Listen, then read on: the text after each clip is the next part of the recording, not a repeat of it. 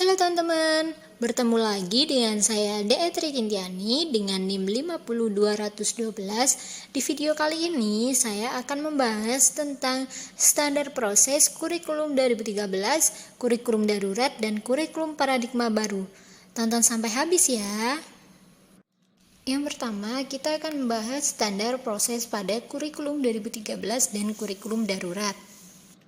Untuk pengertian standar proses merupakan kriteria mengenai pelaksanaan pembelajaran pada satuan pendidikan untuk mencapai standar kompetensi lulusan. Proses pembelajaran pada satuan pendidikan diselenggarakan secara interaktif, inspiratif, menyenangkan, menantang motivasi peserta didik untuk berpartisipasi aktif, serta memberikan ruang yang cukup bagi prakarsa, kreativitas, dan kemandirian sesuai dengan minat, bakat, pengembangan fisik, serta psikologis peserta didik. Pendekatan yang digunakan yaitu pendekatan saintifik, yaitu mengamati, menanya, eksperimen, mengolah informasi atau data, kemudian mengomunikasikan.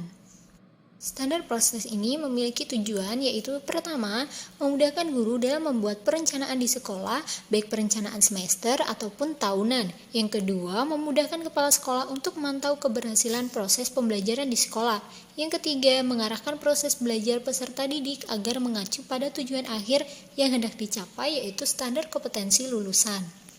Selanjutnya, karakteristik pembelajaran. Yang pertama, 3 ranah kompetensi, yaitu afektif, kognitif, dan psikomotorik.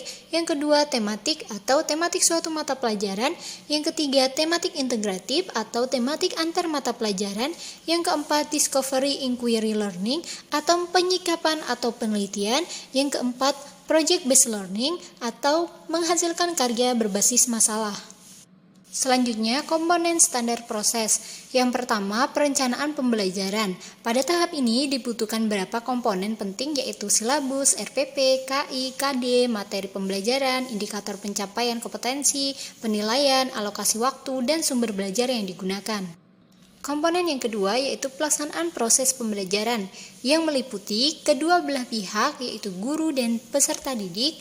Kegiatan ini termasuk standar proses yang sudah dirumuskan di dalam RPP yaitu kegiatan pendahuluan, kegiatan inti, dan penutup. Komponen yang ketiga, penilaian hasil pembelajaran. Penilaian ini biasanya dilakukan oleh guru dengan penilaian kelas dan meliputi pengumpulan data serta penggunaan informasi untuk menilai hasil belajar peserta didik. Komponen yang terakhir yaitu pengawasan proses pembelajaran yang meliputi pemantauan, supervisi, evaluasi, pelaporan, dan tindak lanjut. Dan kemudian prinsip pembelajaran, yang pertama student center, kedua integratif, ketiga pembelajaran sepanjang hayat, keempat teacher, student, and place, kelima sumber belajar variatif, keenam multidimensi, ketujuh nilai-nilai Ki Hajar Dewantara, kedelapan TIK, kesembilan scientific, kesepuluh keterampilan aplikatif, kesebelas school sociality learning, yang ke-12 impartiality, yang ke-13 berbasis kompetensi, dan yang terakhir hard skill and soft skill. Untuk standar proses kurikulum 2013 dan kurikulum darurat ini sama, namun kurikulum darurat merupakan penyederhanaan kompetensi dasar yang mengacu pada kurikulum 2013. Pada kurikulum ini ada pengurangan kompetensi dasar untuk setiap mata pelajaran, sehingga berfokus pada kompetensi esensial dan kompetensi prasyarat untuk kelanjutan pembelajaran di tingkat selanjutnya.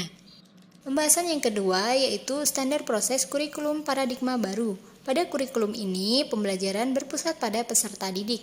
Pada kurikulum ini, kerangka pengembangan pembelajaran model bukan yang linear, akan tetapi merupakan siklus yang berkesinambungan. Pembelajaran paradigma baru mencakup pemetaan standar kompetensi, merdeka belajar, dan asesmen kompetensi minimal. Di dalam pembelajaran kurikulum ini, profil pelajar Pancasila berperan sebagai penuntun arah yang memadukan segala kebijakan dan pembaruan dalam sistem pendidikan Indonesia, termasuk pembelajaran dan asesmen. Pelajar Pancasila menjadi acuan dalam pengembangan standar isi, standar proses, dan standar penilaian atau struktur kurikulum, capaian pembelajaran, prinsip pembelajaran, dan asesmen pembelajaran.